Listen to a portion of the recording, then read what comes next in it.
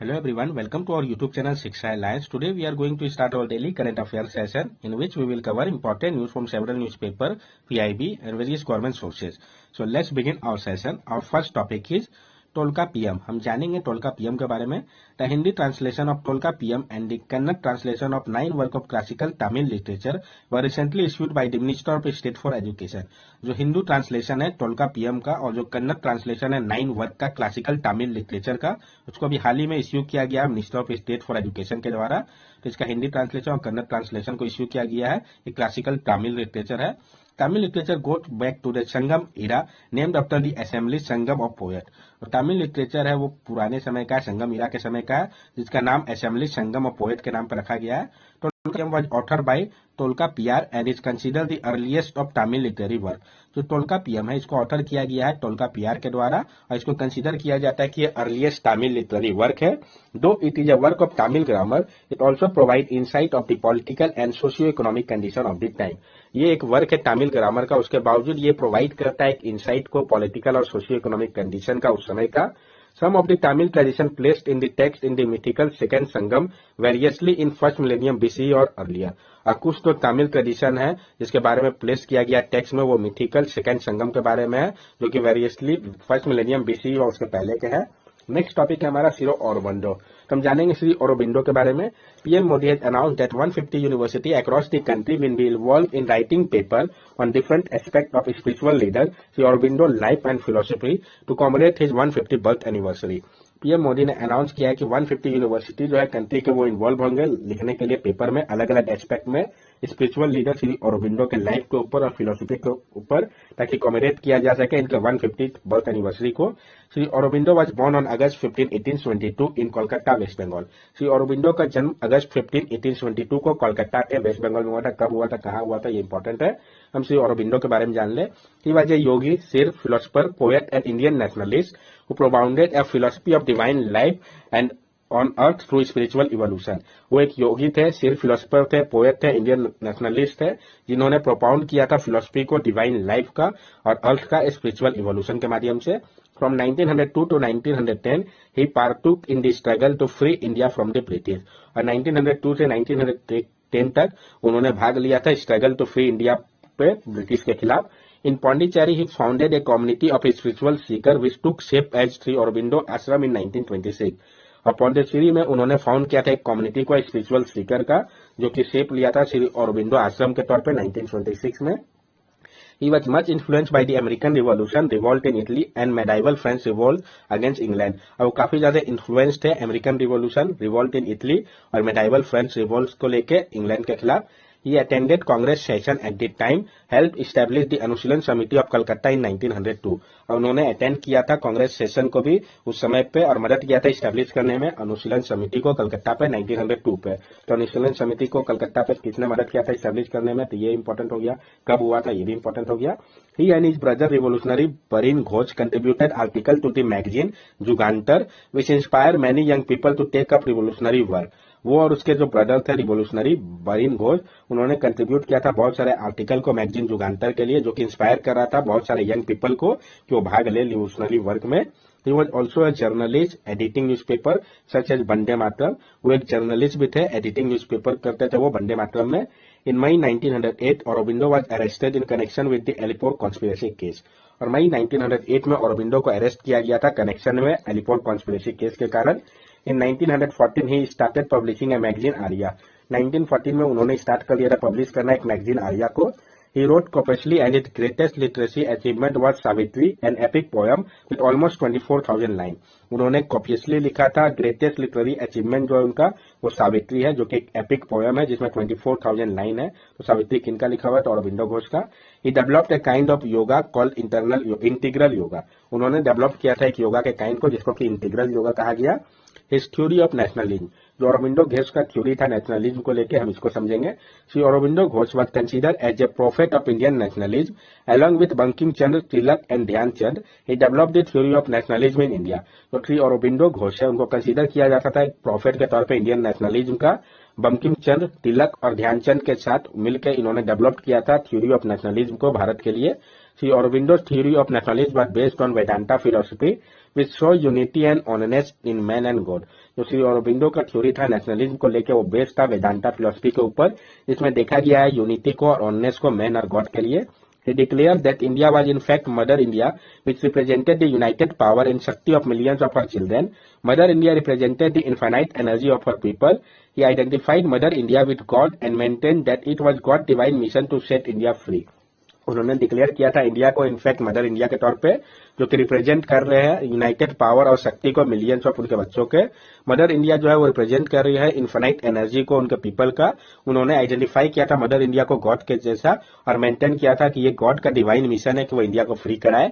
He said that the village should retain its autonomy and self-government, but at the same time should seek to promote national cohesion. The idea of national Swaraj must be modeled on the old village community, which was self-sufficient, autonomous and self-governing. और उन्होंने कहा था village जो है वो retain कर सकते हैं अपने ऑटोनॉमी को और सेल्फ गवर्नमेंट को, लेकिन सेम टाइम पे उनको प्रमोट करना होगा नेशनल कोहेशन को। जो आइडिया था नेशनल स्वराज का वो मॉडल था ओल्ड विलेज कम्युनिटी के ऊपर ही, जिसमें सेल्फ सफिशिएंट, ऑटोनॉमस और सेल्फ गवर्निंग के ऊपर फोकस किया गया था। नेक्स्ट टॉपिक है हमारा Supreme Court clarifies on abuse link to dowry death.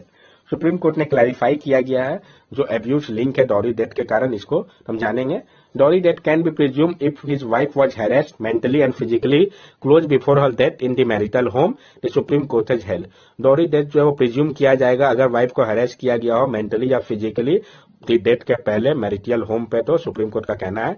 Section 304B IPC का क्या कहता है? A bench led by Chief Justice of India N V Ramana was interpreting section 304B of Indian Penal Code dowry death. जो एक bench था जिसको led किया गया था Chief Justice of India N V Ramana के द्वारा, उन्होंने इंटरप्रेट किया कि जो सेक्शन 304B है इंडियन पेनल कोड का डॉरी डेथ से रिलेटेड है। ये जो प्रोविजन है मैंडेट करता है कि जो डेथ होगा मैरिड वुमेन का वो लिंक होगा क्राइम से, अगर उनको हैरेस किया गया है डॉरी के कारण डेथ के पहले ही। तो What is the recent judgment? Recent judgment में क्या कहा गया है? Bridge the gap between extreme harassment and death. The cruelty has to be proved during the close proximity of the time of death. It should be continuous. इसमें कम किया गया है जो गैप था एक्सट्रीम हैरेसमेंट और डेथ को बीच का, जो क्रूरल्टी है वो प्रूव अगर होता है क्लोज प्रॉक्सिमिटी है डेथ के दौरान तो उसको कंटिन्यूअस माना जाएगा।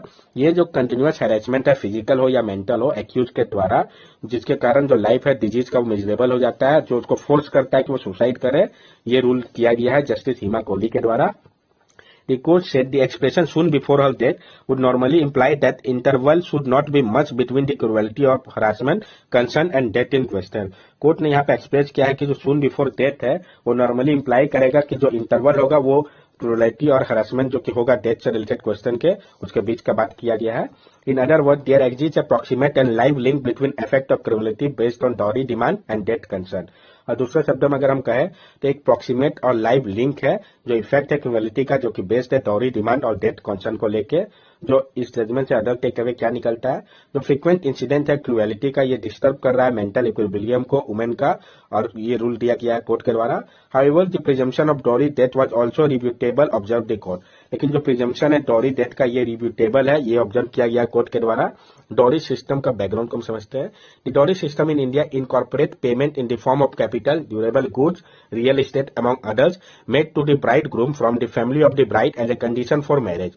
जो डॉरी सिस्टम है भारत में वो इनकॉर्पोरेट करता है कि एक पेमेंट होता है कैपिटल, ड्यूरेबल गुड या रियल एस्टेट के फॉर्म पे, जो कि ब्राइड ग्रूम को दिया जाता है ब्राइड के फैमिली की तरफ से एक कंडीशन के तौर पे मैरिज के लिए। The abuse for the demand for dowry can be in the form of verbal and the most serious can take the shape of death of the victim और डॉरी डेथ। और जो abuse है demand को लेकर dowry का वो verbal हो सकता है और सबसे सीरियस में वो शेप ले सकता है डेथ का, विक्टिम का, डॉरी डेथ का कारण बनता है। डॉरी डेथ जो है भारत में इसके हम एक रेशियो को देखते हैं। डॉरी डेथ और death of married women who are murdered और driven to suicide by continuous harassment and torture by their husband and in law. जो डॉरी डेथ है वो डेथ है मैरिड वुमेन का जो कि मर्डर की जाती है, वह सुसाइड करती है कंटिन्यूअस हैरेसमेंट और टॉर्चर के कारण उसके हस्बैंड व उनके इन लॉ के कारण। This is mainly over the demand of dowry making the women homes the most dangerous place for them to be. और ये जो है डिमांड जो है डॉरी का वुमेन के होम को और ज्यादा डेंजरस प्लेस बना देता है रहने के लिए। In 2020 reported dowry death case in India amounted to nearly 7,000 और 2020 पे जो रिपोर्टेड डेथ हुआ है डॉरी के कारण वो नियरली 7,000 है। This was a gradual decrease from 2014 in which the number was approximately 8,500। ये जो है ग्रेजुअली कम है 2014 के डाटा से, जिसमें अप्रोक्सीमेटली 8,500 डेथ हुआ था डॉरी रिलेटेड 2014 में। Why is dowry so much prevalent? ये जो डॉरी का केस है ये इतना ज्यादा डॉरी क्यों प्रिवलेंट है? तो bride pricing, There exists a system of bride pricing whereby the family of the groom had to give some gift to the family of the woman before marriage. एक exist कर रहा है system bride price का, जहां पे जो family होता है ग्रूम को उनको कुछ गिफ्ट देना पड़ता है फैमिली के द्वारा वुमेन के मैरिज के पहले. Property inheritance. Until its amendment in 2005, the Hindu Succession Act of 1956 was biased toward the male next of kin when it came to property inheritance. This amendment stated that women had the right to their parents' property irrespective of being married. Amendment जब तक नहीं हुआ था 2005 का, Hindu succession act जो था 1956 का, वो बायस था मेल के तरफ और उसके जो नेक्स्ट किन है प्रॉपर्टी के इनहेरिटेंस को लेके. लेकिन इस अमेंडमेंट के बाद जो वुमेन है उनका भी अधिकार होगा उनके पेरेंट्स के प्रॉपर्टी पे, अगर उनका शादी हो गया उसके बाद भी, शादी से कोई मतलब नहीं है. Financial dependency. In practice, the inheritance of the woman is socially imparted for dowry in marriage, leading to financial independence on husband and in their law.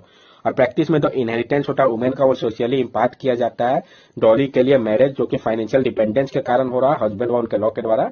Factor contributing to its continuance. जो factor जो कि related है इसके continue होने के पीछे, तो tradition and historicity. जो ट्रेडिशन चला आ रहा है, जो हिस्टोरिसिटी है, ये एक बड़ा फैक्टर है इसके कंटिन्यू अभी तक चले होने के पीछे. It has been preconceived notion of the people that the dowry system has been existing since century back and it is essential to be followed by the two family. ये जो है preconceived notion है people के द्वारा कि जो भी system है वो एग्जिस्ट कर रहा है, सेंचुरी पुराना है और ये काफी एसेंशियल है जिसको कि फॉलो करना पड़ता है दोनों फैमिली को.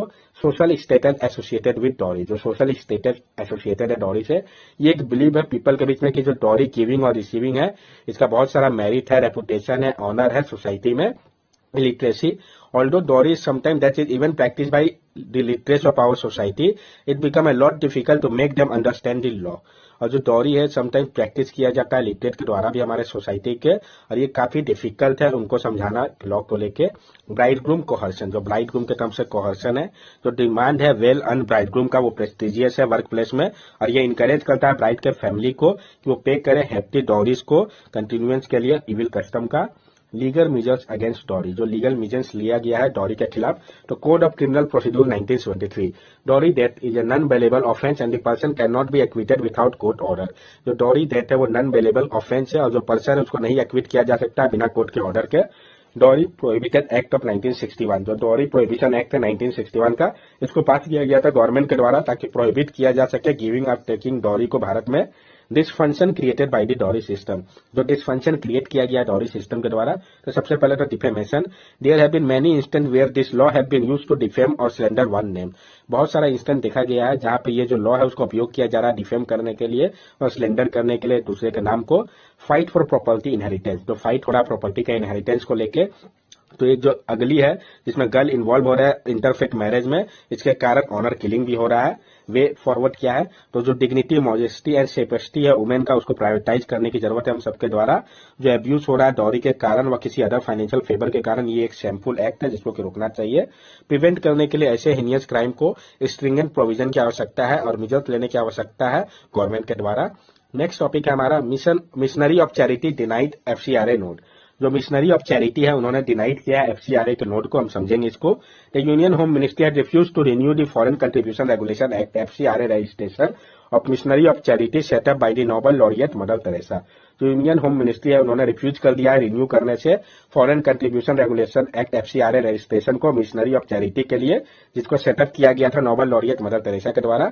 फॉरेन कंट्रीब्यूशन रेगुलेशन एक्ट के बारे में हम समझ ले, तो ये जो एफसीआरए है ये रेगुलेट करता है फॉरेन डोनेशन को और इंश्योर करता है कि ये जो कंट्रीब्यूशन है ये एडवर्सली अफेक्ट नहीं करे इंटरनल सिक्योरिटी को. पहली बार इसको इनेक्ट किया गया था 1976 में, इसको अमेंड किया गया था 2010 में जब नए मेजर्स को अडॉप्ट किया गया था रेगुलेट करने के लिए फॉरेन डोनेशन को. जो एफसीआरए है वो एप्लीकेबल है सारे एसोसिएशन, ग्रुप और एनजीओ के ऊपर जिनका मकसद है रिसीव करना फॉरेन डोनेशन को. It is mandatory for all such NGO to register themselves under the FCRA. और ये मैंडेटरी है सारे वैसे एनजीओ के लिए कि वो रजिस्टर करे खुद को एफसीआरए के अंतर्गत. ये जो रजिस्ट्रेशन है वो इनिशियली वैलिड है 5 ईयर के लिए और इसको रिन्यू किया जाएगा सब्सिक्वेंटली. अगर वो कंप्लाई करेंगे सारे नॉर्म्स को तभी रिन्यू किया जाएगा. क्यों एफसीआरए को इनेक्ट किया गया था, तो जो एफसीआरए है ये कंसोलिडेट कर रहा था एक्सेप्शन एंड यूटिलाइजेशन को फॉरेन कंट्रीब्यूशन का और फॉरेन हॉस्पिटलिटी को इंडिविजुअल के द्वारा, एसोसिएशन के द्वारा और कंपनीज के द्वारा। ये जो है इसलिए किया गया था ताकि प्रोहिबिट किया जाए ऐसे कंट्रीब्यूशन को यूज करने के लिए वैसे एक्टिविटी के लिए जो कि डेट्रीमेंटल हो नेशनल इंटरेस्ट के। What was the recent amendment? जो रिसेंट अमेंडमेंट किया गया था वो क्या था? जो एफसीआरए था उसको अमेंड किया गया था सितंबर 2020 पे ताकि इंट्रोड्यूस किया जा सके न्यू रेस्ट्रिक्शन को। गवर्नमेंट ने कहा था कि बहुत सारे रेसिपेंट है जो कि चाहते हैं कंपाइलेंस के प्रोविजन को पालन करना, लेकिन जो एनुअल रिटर्न और मेंटेनेंस ऑफ अकाउंट है ये एक प्रॉब्लम है। Many did not utilise the fund receive for the intended objective, और बहुत सारे जो ऑर्गेनाइजेशन है वो यूटिलाइज नहीं कर रहे हैं फंड को जिसके लिए उनको दिया गया है, जिस ऑब्जेक्टिव के लिए। It claim that annual inflow as foreign contribution almost double between 2010 to 2019, और ये क्लेम किया गया कि जो एनुअल इनफ्लो है फॉरेन कंट्रीब्यूशन को वो डबल हो गया है 2010 से 2019 के दौरान। तो इतना ज्यादा जो कंट्रीब्यूशन हो रहा है कुछ तो इसके पीछे इंटेंशन होगा। FCRA registration of 19,000 organisation was cancel and in some cases prosecution was also initiated. और जो एफसीआरए का रजिस्ट्रेशन है 19,000 ऑर्गेनाइजेशन का उसको कैंसिल किया गया है और बहुत सारे केसेस में प्रोसिक्यूशन को भी इनिशिएट किया गया है। How has the law change? ये जो लॉ है ये किस प्रकार चेंज हुआ है? कम से कम 3 मेजर चेंजेस किए गए हैं एनजीओ को जो कि रेस्ट्रिक्टिव है।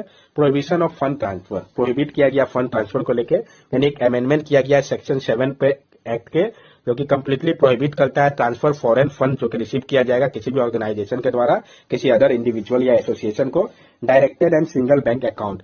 इस अमेंडमेंट में मैंडेट किया गया है कि जो हर एक पर्सन व एसोसिएशन जो है उनको ग्रांट किया जाएगा एक सर्टिफिकेट या प्रायर परमिशन उनको लेना होगा रिसीव करने के लिए ओवरसीज फंड को, जो कि एफसीआरए बैंक अकाउंट में होगा, जो कि एक डेजिग्नेटेड ब्रांच होगा एसबीआई का न्यू दिल्ली में। यूटिलाइजेशन ऑफ फंड, जो फंड होंगे सारे फॉरेन फंड उसको रिसीव किया जाएगा सिर्फ इसी अकाउंट में, और जो रिसिपेंट होंगे उनको अलॉट किया जाएगा कि वो ओपन करें अनदर एफसीआरए बैंक अकाउंट को किसी भी शेड्यूल बैंक में इसके यूटिलाइजेशन के लिए। शेयर्ड इन्फॉर्मेशन, जो डेजिग्नेटेड बैंक होंगे वो इन्फॉर्म करेंगे अथॉरिटी को फॉरेन रेमिटेंस को लेके, जिसमें डिटेल्स होगा इसके सोर्स को लेकर, मैनर को लेकर जिनसे उन्होंने फंड को रिसीव किया है। आधार को मैंडेटरी किया गया है। साथ साथ गवर्नमेंट ने ऑथराइज किया है कि जो आधार नंबर है ये की फंक्शनरी के तौर पे काम करेगा सारे ऑर्गेनाइजेशन के लिए जो अप्लाई करना चाहते हैं एफसीआरए के रजिस्ट्रेशन के लिए, और उनको प्रायर अप्रूवल लेना होगा रिसीव करने के पहले फॉरेन फंड को। कैप ऑन एडमिनिस्ट्रेटिव एक्सपेंडिचर, और एक लिमिट लगा दिया गया है एडमिनिस्ट्रेटिव एक्सपेंडिचर के ऊपर भी। जो एक और बदलाव किया गया है, जो पोर्शन था रिसिपेंट का जो कि अलॉट किया जाता था एडमिनिस्ट्रेटिव एक्सपेंडिचर के पीछे उसको भी कम कर दिया गया है, 50% से 20% कर दिया गया है। What is the criticism against this changes? क्या क्रिटिसिज्म है इस चेंजेस के खिलाफ? तो उनका मानना है कि ये आर्बिट्रेरली रिस्ट्रिक्शन है। एनजीओ जो है वो क्वेश्चन कर रहे हैं लॉ को, वो कंसीडर कर रहा है कि जो प्रोहिबिशन है ट्रांसफर को लेके ये आर्बिट्रेरली है और वो काफी ज्यादा हेवीली रेस्ट्रिक्टेड है। नॉन शेयरिंग ऑफ फंड, और एक जो इसका कंसिक्वेंसेस है कि जो रिसिपेंट है वो नहीं फंड को अदर ऑर्गेनाइजेशन में शेयर कर पा रहे हैं, जबकि फॉरेन हेल्प जो है वो रिसीव कर सकते हैं मटेरियल के तौर पर। ये इम्पॉसिबल हो गया उनके लिए कि वो शेयर करे इस एड को। Irrationally of designated bank account, जो इरेशनलिटी है डेजिग्नेटेड बैंक अकाउंट को लेके, कोई भी रैशनल लिंक नहीं है डेजिग्नेटेड और पार्टिकुलर बैंक के बीच में ऑब्जेक्टिव को लेके जो कि प्रिजर्व कर रहा हो नेशनल के इंटरेस्ट को। अनईज ऑफ ऑपरेशन, जो दिल्ली बेस्ड बैंक अकाउंट है ये इनकन्वीनियंट है एनजीओ के लिए ऑपरेट करने में कहीं और से।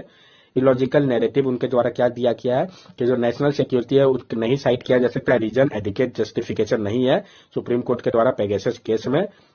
व्हाट डज गवर्नमेंट से, गवर्नमेंट का क्या मानना है? जीरो टॉलरेंस अगेंस्ट इंटरवेंशन, कि कोई भी टॉलरेंस नहीं किया जाएगा इंटरवेंशन को लेके। ये जो अमेंडमेंट है वो नेसेसरी था प्रिवेंट करने के लिए फॉरेन स्टेट और नॉन स्टेट एक्टर को इंटरफेयर करने से कंट्री के पॉलिटी और इंटरनल मैटर पे। डाइवर्शन ऑफ फॉरेन फंड, जो चेंजेस किया गया है वो इसलिए किया गया है ताकि रोका जा सके जो माल प्रैक्टिसेस किया जा रहा है एनजीओ के द्वारा डाइवर्सिफाई करके फॉरेन फंड को। फंड फ्लो मॉनिटरिंग, ये जो प्रोविजन है ये डेजिग्नेटेड बैंक जो है वो रिसीव करेंगे फॉरेन फंड को, जिसका मकसद होगा कि वो आसान करे मॉनिटर करना फ्लो ऑफ फंड को। ईज ऑफ ऑपरेशन, ये मदद करेगा ऑपरेशन को ईज करने में। गवर्नमेंट ने क्लैरिफाई किया है कि कोई जरूरत नहीं है किसी को भी दिल्ली आने का, वो ओपन कर सकता है अकाउंट को और वो डन किया जा सकता है, रिमोटली भी इसको किया जा सकता है, मतलब उसके लिए आपको दिल्ली आने की आवश्यकता नहीं है। That's all for daily current affair session. अगर आपको हमारी वीडियो अच्छी लगी हो तो हमारे चैनल को सब्सक्राइब करें, हमारे वीडियो को लाइक करें और ज्यादा से ज्यादा शेयर करें। These are our social media link. From here also you can stay connected with us and give us your valuable feedback. Thank you and have a nice day.